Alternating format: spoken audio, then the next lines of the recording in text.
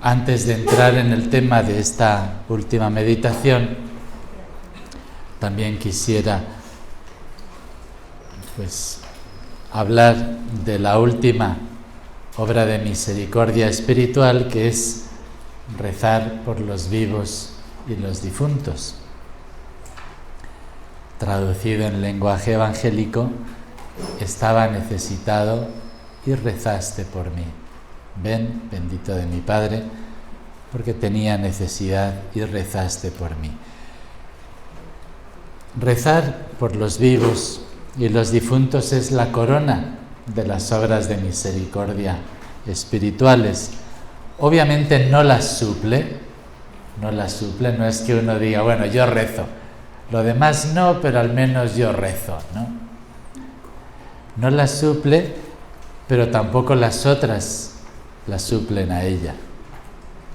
Si yo realmente quiero aconsejar, si yo realmente quiero consolar, si yo quiero enseñar, corregir, perdonar, necesito que Dios nuestro Señor me ayude a mí y ayude a la persona a la que quiero servir. Entonces, rezar por los vivos y los difuntos es eso, la corona, la guinda del pastel, ¿no? Lo que no puede faltar. Orar por el otro es una forma de amar. De hecho, en el segundo libro de los Macabeos, capítulo 15, versículo 14, dice: este es el que ama a sus hermanos, el que reza mucho por ellos. El que ama a sus hermanos es el que reza por ellos. Es una bonita descripción. Segundo libro de los Macabeos, capítulo 15, versículo 14. Orar por los demás es algo que siempre se puede hacer, siempre. A lo mejor no siempre puedo consolar, a lo mejor no siempre puedo servir de otra forma, pero rezar por los demás es algo que siempre se puede hacer. Hay momentos o situaciones en la vida de las personas con las que nos encontramos en las que no podemos hacer más. Yo creo que todos hemos experimentado eso. Querer ayudar a alguien y ver que no puedo hacer nada, no puedo hacer más.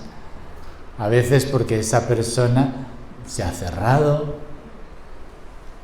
Entonces, sea la razón que sea, hay situaciones en las que uno dice, ya no puedo hacer más, pero rezar siempre podrás por ella. Hay situaciones en las que no debes hacer más, ¿no? Por ejemplo, situaciones con los hijos, donde uno ya ha hablado, ya ha motivado, pero el hijo dice, déjame en paz, es mi vida. Si tú sigues ahí dando lata, lo único que logras es que tu hijo o tu hija se endurezca más, se afiance más en su posición. Entonces hay momentos donde no tienes que hacer más, pero siempre puedes rezar. Sí, entonces esta obra de misericordia es algo que siempre podemos hacer y es algo también que todos podemos hacer. A veces por enfermedad, por trabajo, porque la agenda ya no nos da para más, a veces no podemos hacer otras obras de misericordia, como servir, dar de comer, dar de vestir, acoger.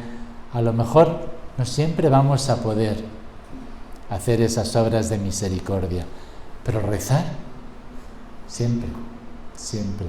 Estemos como estemos, no importa la edad, no importa la salud, no importa la cultura, tú siempre puedes orar e interceder por los demás.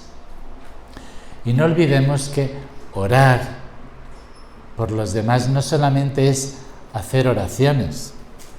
Orar por los demás también incluye ofrecer sacrificios, ofrecer pues las diversas cosas de tu vida que a lo mejor te duelen. Si estás enferma, ofrecer tus achaques, ofrecer un ayuno, todo eso entra dentro de esta obra de misericordia espiritual. Orar, eso, con nuestra oración, con nuestro sacrificio, con el ofrecimiento de nuestros dolores. A mí siempre me llamaba mucho la atención Juan Pablo II, la predilección, porque era descarada, la predilección que tenía por los enfermos.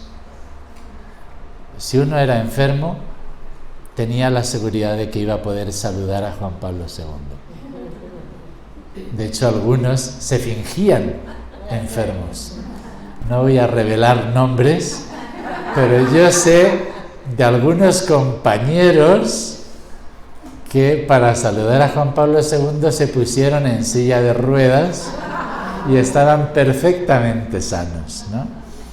Entonces, ahí la intención a lo mejor aminora la falta, pero ser enfermo era garantía para poder saludar a Juan Pablo II.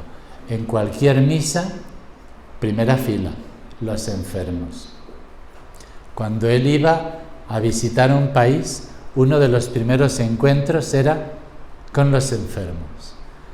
Y cuando un día le preguntaron, bueno, está bien, yo creo que todos tenemos el deber de cuidar y atender, apapachar a los enfermos, pero ¿por qué usted tiene esa predilección?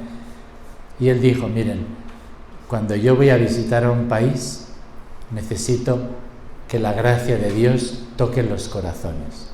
Y por eso los intercesores son los enfermos. Lo primero que hago es pedir la intercesión de mis hermanos enfermos. ¿Por qué?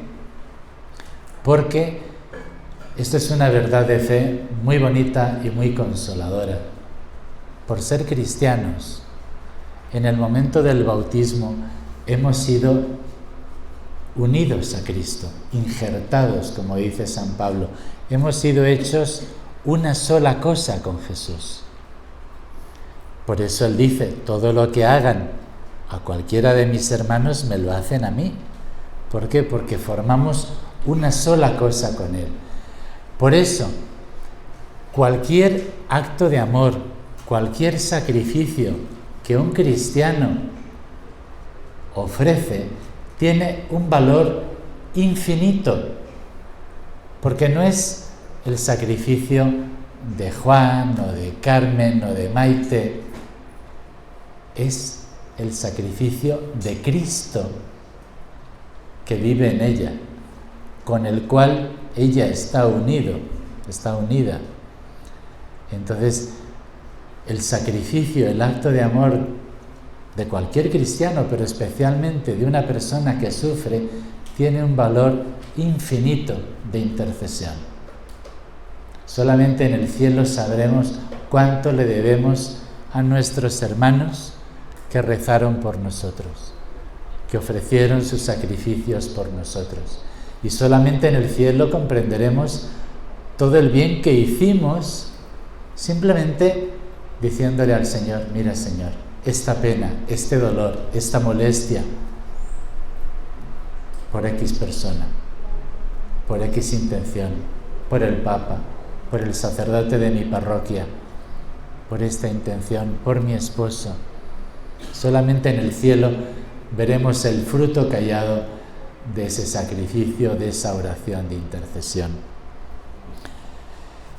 Y ya con eso pasamos al tema propiamente dicho de esta última meditación, que es como la síntesis de todo lo que hemos visto.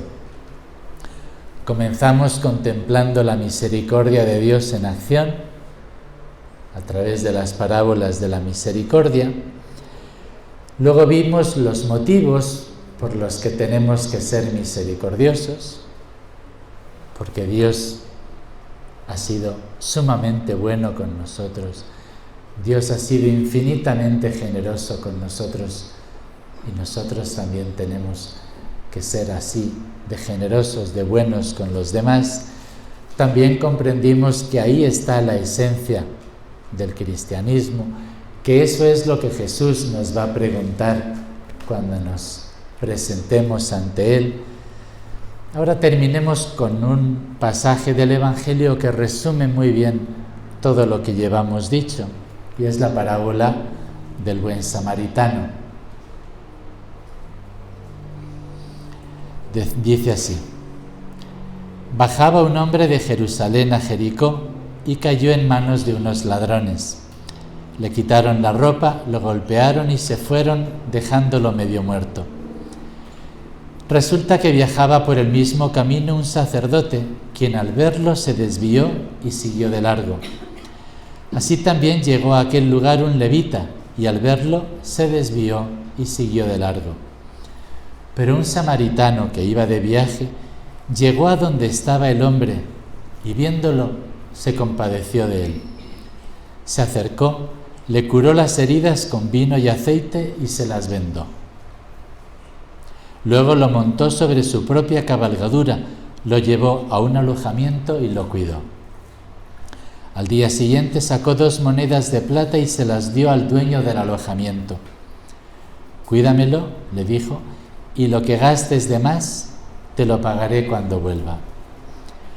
¿Cuál de estos 3 piensas que demostró ser el prójimo del que cayó en manos de los ladrones? El que se compadeció de él, contestó el experto en la ley. Anda, entonces, y haz tú lo mismo, concluyó Jesús. Algunas sencillas reflexiones. Primero, este Evangelio nos recuerda lo que decíamos antes, que Dios ha sido infinitamente bueno con nosotros. Los santos padres, cuando comentaban este pasaje del Evangelio, todos coinciden en decir que el buen samaritano es Jesús. Jesús no tuvo asco, no tuvo miedo de acercarse, no tuvo miedo de ayudarme, no tuvo miedo de servirme. Se vio y se compadeció de mí, me vio en el pecado, me vio en la necesidad y no solamente hizo cosas por mí, sino que entregó su vida por mí. Jesús es el buen samaritano por excelencia. En segundo lugar, este Evangelio nos recuerda también la importancia de ser nosotros también misericordiosos, porque Jesús lo deja muy claro al escoger los personajes de esta parábola. Los malos son el sacerdote y el levita. Son los malos de la historia. Y el sacerdote y el levita eran las personas que se dedicaban al culto de Dios. Eran las personas que supuestamente deberían estar más cerca de Dios, porque se dedicaban a eso. Y Jesús, colocándolas así en esta parábola, nos da a entender clarísimamente que por más que parecieran cerca de Dios, en realidad no estaban cerca de Dios. Porque para estar cerca de Dios tienes que servir a tu hermano. El que sirve al hermano, ese es el que está cerca de Dios. Lo que hemos dicho varias veces durante este retiro. No hay cristianismo, no hay virtud auténtica, no hay piedad auténtica si nos falta la verdadera caridad. La clave, la garantía de que vamos por buen camino es ese, el amor al prójimo.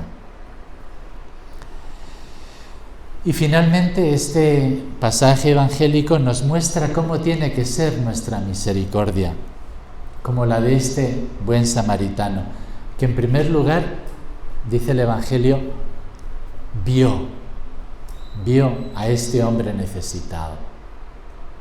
Para poder amar, para poder servir, primero hay que ver, primero hay que darse cuenta. Porque muchas veces el problema está ahí, que vamos con nuestras orejeras, ¿sí? ¿Sí saben lo que es las orejeras, no? Lo que se les pone a los burros y a los caballos para que no miren a los lados, y ahí vamos, a lo nuestro, ¿no? Nuestro trabajo, nuestra familia, nuestras cosas que hacer, y no vemos el mundo, ni siquiera el mundo cercano. Y claro, no podemos ayudar si no vemos. El primer paso para servir es ver. No hacer callo, como dice el Papa Francisco. No acostumbrarnos a tanto dolor, a tanto sufrimiento que haya a nuestro alrededor. No perder la sensibilidad. Ver. Porque al final, si estás todo el día viendo indigentes pidiendo limosna ahí en el tráfico, ya te vuelves insensible, ¿no? Y como eso, tantas otras cosas. Ver, no perder esa sensibilidad. Después de ver, se compadeció de él. Lo vio y se compadeció. Y de nuevo, es la misma palabra que usa el Evangelio de Lucas para expresar esa conmoción del papá bueno y del rey generoso que perdona todo. Es la misma palabra, se conmovió en sus entrañas. Así tiene que ser nuestra caridad, así tiene que ser nuestro servicio. Ver el dolor, ver la necesidad y compadecernos. Y luego se acercó.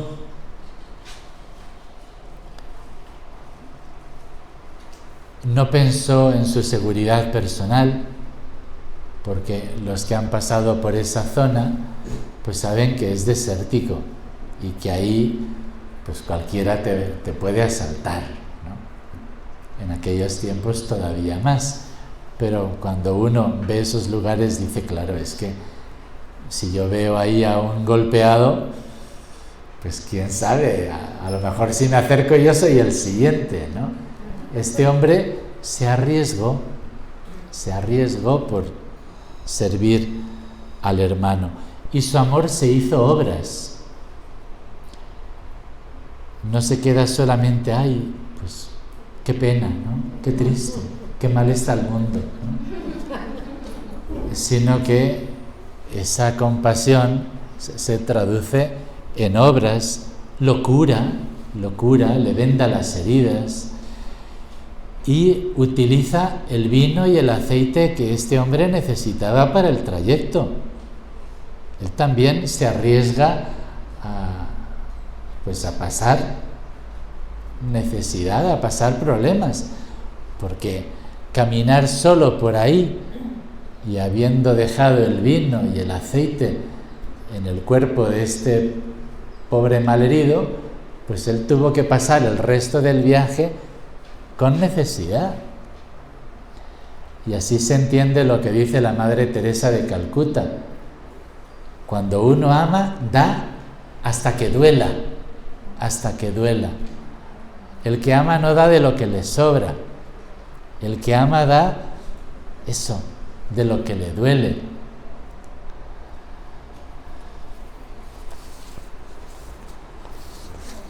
Y finalmente quisiera que reflexionáramos en esa pregunta que hace Jesús, que para mí es el enfoque de toda la parábola. Jesús cuenta la parábola para responder a este escriba que, para justificarse, porque antes habían estado hablando de cuál era el mandamiento más importante, y entonces le pregunta, bueno, ¿y cuál es? ¿Qué es lo que dice la Sagrada Escritura? Y el escriba dice, escucha, Israel, amarás al Señor tu Dios con todo tu corazón, con toda tu alma, con todas tus fuerzas, y al prójimo como a ti mismo. Y entonces Jesús le dice, muy bien, has respondido muy bien, haz esto y vivirás. Pero el escriba, para justificarse, le dice, ¿y quién es mi prójimo? ¿Y quién es mi prójimo? Porque ahí había discusiones entre los judíos, ¿no? Si mi prójimo era mi familia, o si mi prójimo eran los de mi pueblo, o si mi prójimo era eso, los próximos, ¿no? Pero hasta dónde llegaba la proximidad había muchas escuelas, ¿no? Y entonces este escriba, ante la invitación de Jesús, haz tú lo mismo, ¿sí? Haz esto y vivirás, el escriba dice, ¿y quién es mi prójimo? ¿No? Y es en ese contexto donde Jesús cuenta esta parábola. ¿Quién es mi prójimo? ¿Y cuál es la pregunta que Jesús hace al final de la parábola? ¿Quién de estos tres se comportó como prójimo del que cayó en manos de los malhechores? Le dio completamente la vuelta. El escriba le está preguntando, bueno, ¿quién es mi prójimo? ¿Quién es al que puedo considerar cercano? Porque ese es al que tengo que amar. Y Jesús le dice, ¿quién de estos tres se hizo prójimo? ¿Quién de estos tres se acercó? No a quién tengo cerca, sino a quién puedes acercarte. ¿Ven la diferencia? En vez de decir, ¿quién es mi prójimo? ¿Quién se mostró prójimo?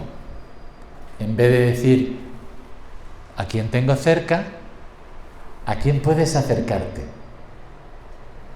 Es una actitud completamente distinta. No solamente ¿a quién tengo que ayudar?, sino ¿a quién puedes ayudar? Ese es el enfoque de esta parábola, y ojalá que salgamos también de este retiro con la ilusión de ser buenos samaritanos, no solamente hacer cosas buenas, obvio, sino demostrar allá donde vayamos el amor de Dios, que allá donde vayamos manifestemos el amor de Dios, la misericordia de Dios, que realmente Dios nuestro Señor pueda decir, esa es mi hija, ella sí me ha entendido, que por donde vayamos realmente seamos un reflejo del amor de Dios.